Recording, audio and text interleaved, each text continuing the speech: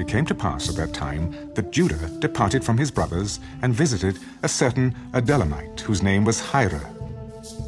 And Judah saw there a daughter of a certain Canaanite whose name was Shua. And he married her and went into her.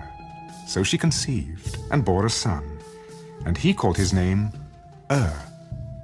She conceived again and bore a son, and she called his name Onan. And she conceived yet again and bore a son, and called his name Shelah. He was at Kezib when she bore him.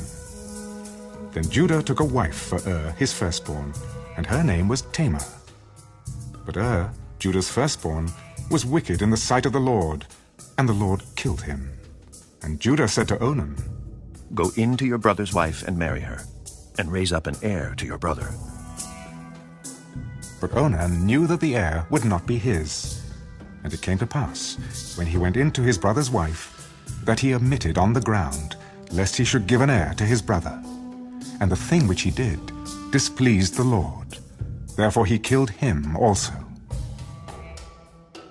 Then Judah said to Tamar, his daughter-in-law, Remain a widow in your father's house till my son Shelah is grown, lest he also die like his brothers.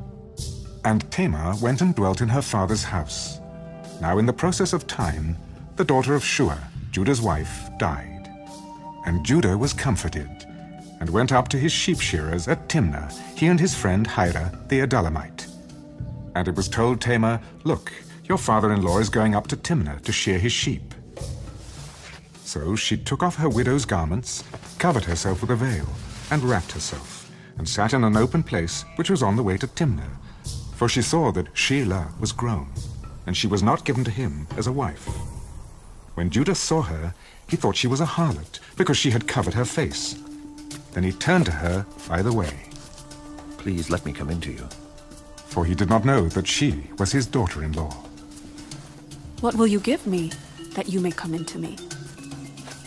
I will send a young goat from the flock. Will you give me a pledge till you send it? What pledge shall I give you? Your signet and cord, and your staff that is in your hand. Then he gave them to her, and went in to her, and she conceived by him. So she arose and went away, and laid aside her veil, and put on the garments of her widowhood. And Judah sent the young goat by the hand of his friend, the Adullamite, to receive his pledge from the woman's hand. But he did not find her. Then he asked the men of that place, Where is the harlot who was openly by the roadside? There was no harlot in this place. So he returned to Judah. I cannot find her. Also, the men of the place said there was no harlot in this place.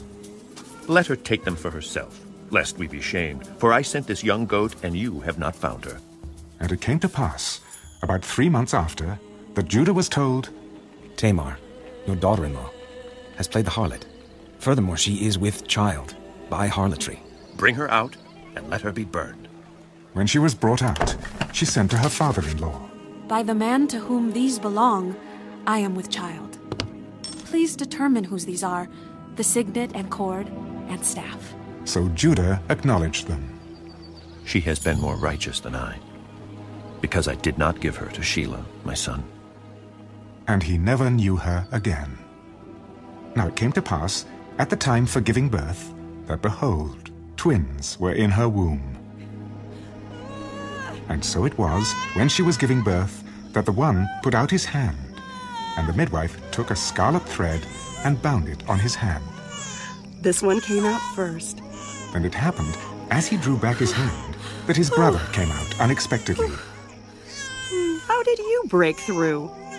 This breach be upon you. Therefore his name was called Perez.